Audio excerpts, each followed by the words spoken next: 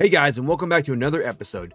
Today I'm going to be discussing a game that I played a lot during my Xbox days in the early 2000s. That game is The House of the Dead 3. I want to take a look back and see what made this game different from the rest of the series that was out at the time, and if it still holds up. So with that being said, let's take a trip back to 2002.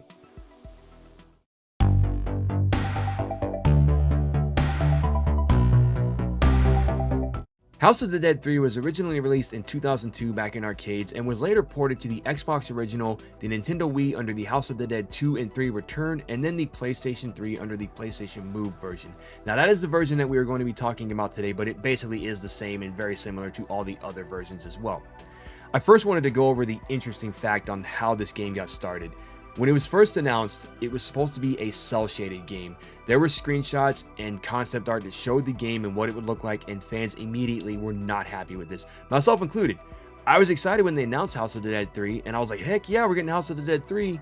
But then I saw the screenshots, and I'm like, what's this? I don't want a cel-shaded House of the Dead game. I don't want a cartoony House of the Dead game. Jet Set Radio, Jet Set Future, I was totally okay with those being cel-shaded because that's how they started. Sly Cooper, same thing, that's how it started. I had no problems with those games, but House of the Dead 3 was not one that I wanted to be like that, and Sega was very quick to change that. They were very quick to realize the fans did not like this change, and they went back to the more traditional look. And there are times where some of the enemies do look a little cartoony, but not too much where the game is not enjoyable. The game follows Lisa Rogen, who is the daughter of Thomas Rogen from the first game. She is also teamed up with G, who will help her through her journey, and he also returns from the first game as well. There are a lot of twists and turns in this game and a lot of different pathways you can take. So with that being said, I do want to talk about the gameplay as well and see how the pathways and how the game changed from the original two House of the Dead games. So I said there were some changes in this game, and not all of them are bad. Well, really none of them are bad at all. Just some of them might not be what people expect from the House of the Dead series. So the first one being the fact that the handgun is removed and it's replaced with a shotgun.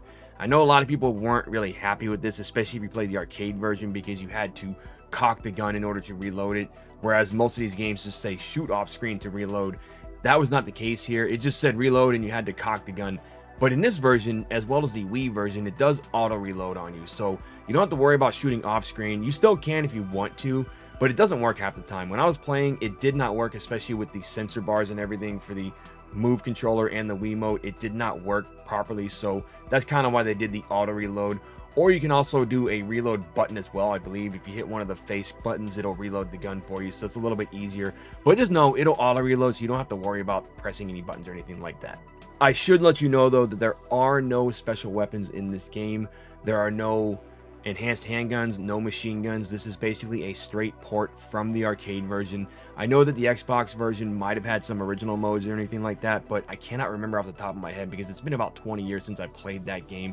And I do remember it did have House of the Dead 2 as an unlockable, and then it had the original mode within that game too. So that was one cool thing about that version, but this version does not have any of that. It's just a straight arcade port with your time attacks, your survival modes, your boss rush, all that fun stuff that you would normally see in games like this. Now, one of my favorite additions to this game was actually the choose your own path style setup at the beginning of the game. So you start off in the prelude, which is basically chapter 0. You go through, shit hits the fan basically, and then you are going through the level 1. Well, when you start level 1, you have an option to go through either the entrance or the parking lot. Now, should you choose either one, it will give you a path going through the game. So if you choose entrance, I believe it's episode 1, 2, 3, 4, 5, and then the parking lot is episode 1A, 2A, 3A, 4A, 5A. You know, you get what I mean.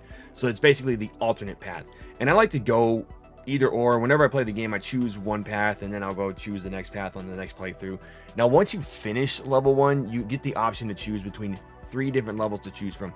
You don't have to go in any order. I know a lot of these games, they go in order from level 1 through 6, but this one is basically you start at level 1 and then you can choose level 2 next, level 3 next, level 4 next, however you want to go with it. You can choose whichever level you want to play after you finish the first level. Now, when it came to that, I didn't really notice any differences other than some different pathways, different enemies, different camera angles, stuff like that. Other than that, there was not a whole lot that was different, just different pathways that you would go and different items to find. So you can find your health items here and there. You can find little coins to help you get your score up. The little magician guy actually makes a return, but in a coin form. He's floating around, flying around, saying something like, "I've been waiting for this day," or some of the lines that he says from the House of the Dead 1 and 2. And if you shoot him while he's floating around, you can get like 3,000 or 4,000 points, I believe. And there's a lot of little things here and there, like the little golden frog makes a return. If you shoot that, you get about 1,000 points. And then there's little coins that pop up, like I said. If you shoot those, you get points for those as well. So keep an eye out for those when you're going around, but also keep an eye out for the health, because it is very hit or miss with those, and a lot of times the health does not show up when you want it to. And the reason is because you have to save G or Lisa, depending on who you're playing as. Every once in a while you will see them say, "Help me," or "I need help," or something like that, and the camera will stop and show you 2 highlighted zombies that you need to shoot in order to save them. Now once you shoot those 2 zombies, that's when you get the health up. So it's not really saving survivors this time around, because the game is basically an end of the world apocalypse style game. So there are really no survivors within this laboratory, in this area that you're going to, because technically it's the end of the world. It's like a Mad Max type of thing. Not really like Mad Max, but end of the world type of thing. More like Walking Dead. Think of it that way. So there's not a lot of people around. So you're just having to save G or Lisa, depending on who you're playing as. And sometimes it's really hard to shoot the zombies because they move a little fast. And there's some that are on the ground, and you'll see about 3 or 4 zombies around them, but sometimes I've shot the zombies that didn't highlight red and I still got the life up. So I think as long as you shoot any of the zombies that are surrounding those characters, you will get the life up no matter what. Now, while we are on the subject of life up and health up and everything, the same thing as the original House of the Dead games. Once you complete the level, you get a score of an S rank all the way to a D rank, or an E rank, I believe. Now, if you get the S rank, you do get a life up, and I believe if you get an A rank, you also get a life up. So if it's A rank, you get maybe 1 extra life. If it is S rank, you get 2 extra lives. Now, that's just basically counting your accuracy and your time saved for G or Lisa, however long it took you to save them, kind of thing. It attributes everything into one thing. So that is really cool, and that's basically essentially the same thing as, hey, you saved 5 survivors within this level, so you're going to get an extra life because of that. It's basically just the same thing. They just changed it up a little bit, and I do like the scoring system. Now, sometimes I did get an A rank, and sometimes I got an S rank, and I'm just sitting here going, well, how did I get an S rank? I think it's just however fast you kill the zombies in order to get an S rank up there, or however fast you complete the level to get an S rank. One last thing that I actually want to bring up before we get into the end of the video here is the enemies. So some of the zombies are a little ruthless in this game. They're kind of sort of the same as they were in House of the Dead 2, where they charge at you, punch at you, this and that, but there's a lot of enemies that are pretty easy to defeat. Like your regular zombies, I think his name is David, he's easy to defeat. The axe guys are easy to defeat, but the bigger zombies, like there's one that looks like Guile from Street Fighter, he'll charge at you and he's a little harder to hit. You got to shoot him multiple times and aim for the head, because that is the quickest way to take him down. Same with the larger zombies, and they're charging at you and you shoot them in the stomach. It's not really going to do anything, so you want to shoot them in the head as much as you can, because that will take them down quicker as well. So just keep that in mind, that the zombies go for the headshots. The little rinky-dink, they're in the second game and they make that weird clown noise when they're jumping at you, throwing knives at you.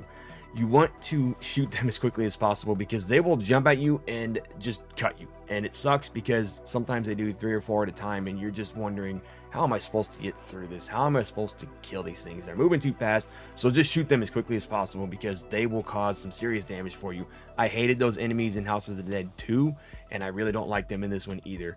Now, your Swamp Thing looking zombies return as well. They're not that hard to defeat. They're pretty easy. Just shoot them quickly and they'll go down, no problem. There is one zombie at the end of the game that basically takes the form of the magician, and he starts shifting around the screen and you're shooting at him. He takes a little bit to kill. I think he took about maybe 30 seconds to actually take down, because he's got the magician inside of him. So he's jumping around and shifting around the area, and you're shooting him and he's just like laughing at you basically. So just keep shooting him and eventually you will take him down. Just know that that one does take more and a little bit longer than the rest of the zombies in order to defeat. Lastly, we have the bosses. They return with their weak points, and the cool thing about some of them is they actually show you where the weak points are during the boss fight, such as the sloth boss.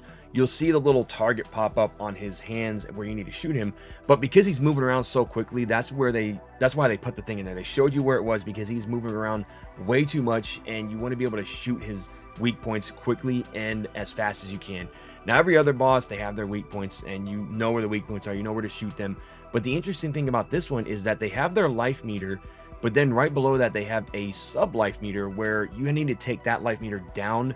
And once you take that one down, it actually takes a chunk of their health off. Now, you do still cause some damage to their regular life meter, because the sloth boss, when he was jumping around and I was trying to hit his weak point to take down his sub life meter, he was still losing health on his main life bar, which was pretty cool. So they all still lose a little bit of health, but once you get that sub one down, it takes a big chunk away from their health, and it does help a lot. Now, there's one boss that has about 2 or 3 in a row. So he's got a red, a blue, and a yellow. And that's because it's a 3-headed boss. So you want to shoot the first head, take down the yellow life bar, shoot the next head, take down the red life bar, shoot the next head, take down the blue life bar. And that's another one where as long as you're shooting him, his main health is going down. So just keep that in mind with some of these bosses, that you want to hit them in the weak spot.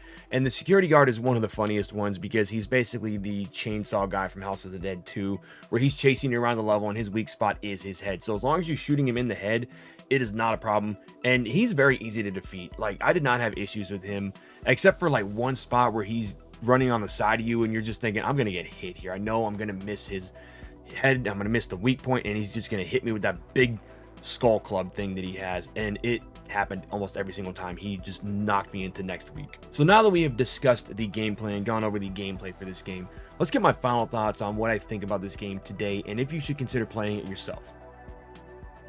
House of the Dead 3 is still a very awesome game. I still love this game just as much as House of the Dead 2.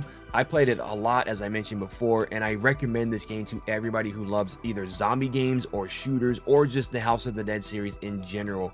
Check it out for yourself, because it is one of those arcade shooters that just had a lot of changes for the good, for the better, because they were trying to, make it a little more modern. They wanted to change it up. I know a lot of games, they do change things up from time to time, some good, some bad.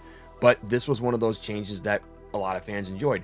Now, I'm glad they did not go with the cel-shaded look, because I don't know how much I would have liked this game, and I don't know how well it would have done if they had gone with that. So I'm glad they didn't do that one. Now, as far as the physical version of this game goes, it's a little bit harder to come by, because the Xbox version was never made backwards compatible. I think that was due to either licensing or just a compatibility issue. Maybe there was some certain things that didn't work properly, because back in the 360 day, when you were trying to play a backwards compatible original Xbox game, sometimes they wouldn't work. They just had an issue with them where they would not work, or they just would not run properly, and there was screen tearing and stuff like that. I have a few games like that that don't work properly on the 360, so just keep that in mind, that it wasn't backwards compatible, probably because of that. So the original Xbox version shouldn't be too hard to find. If you do find it, it can probably run you about $10 or $20 as far as I can tell. Now, I know that retro prices are starting to go up, so I hope that this is not one of those games that goes up to like $300 or $400, because that would just be ridiculous. I mean, I don't like that some games are like that. Now, as far as the Wii version goes, that one I've seen a lot lately in retro shops, but if you don't have a Wii or a Wii U, then there's really no point to getting that one. But if you do have a Wii or Wii U, definitely get this game, check it out, because you get 2 games for the price of 1. Essentially, yes, you get 2 games inside of the Xbox original version, but you have to have an original Xbox for that version to work, basically. Otherwise, like I said, it won't work on any other system. And then you have the PS3 version that I reviewed here today, which is still available, I believe. It might actually have been taken off, but I hope that one day when the PlayStation Plus Premium comes out, this is one of those games that they put as backwards compatible on the service. I really hope so, because as far as I can tell, I think the Move controllers still work with the PS5 and the PS4, because it's synced up with VR and everything. So I think you can still use the PlayStation camera on the 4 or 5 if you still have one. That's only if the House of the Dead 3 is not available on the PS3 anymore, because I bought this game back in 2012 and it was still readily available. The PS4 was not even out yet, so I'm not even sure if it's even available still. I have not been able to check, because their store is so broken on the PS3 that I just don't want to go check and see. But if it is, definitely check it out and buy it, because it's about $10 on there. You do have to have a Move. Well, actually, no, you do not have to have a Move controller. I believe you can play with a regular controller. It just makes it a little bit more challenging. In fact, it's not that bad, really, because I did play House of the Dead 2 with a controller only. As long as you raise the sensitivity to be a little faster, you'll be able to play the game a little bit easier with a controller. But with that being said, guys, we have come to the end of the video, and I want to know, what is your favorite House of the Dead game of all time? or your favorite arcade shooter of all time. Please let me know down in the comments below. And if you're new to the channel, consider subscribing to the channel. I do post videos every week, and I'm trying to get more retro recaps, more reviews going, so I'm hoping you're enjoying these videos. And if you are, hit that thumbs up, ring the bell to be notified of when videos go live, share it with your friends and family, and I'll see you guys next time. I would like to thank you again for watching, and I really hope you enjoyed this episode. I always enjoy making these videos because it gives me a chance to revisit the past and introduce these older games to a newer audience who might be interested in trying them out for themselves. But it also gives me a chance to bring back the memories to those older fans who used to play these games back in the 90s and early 2000s, such as myself. But as always, guys, be sure to hit that thumbs up and ring that bell to be notified of when videos go live, share with your friends and family, and I'll see you next time.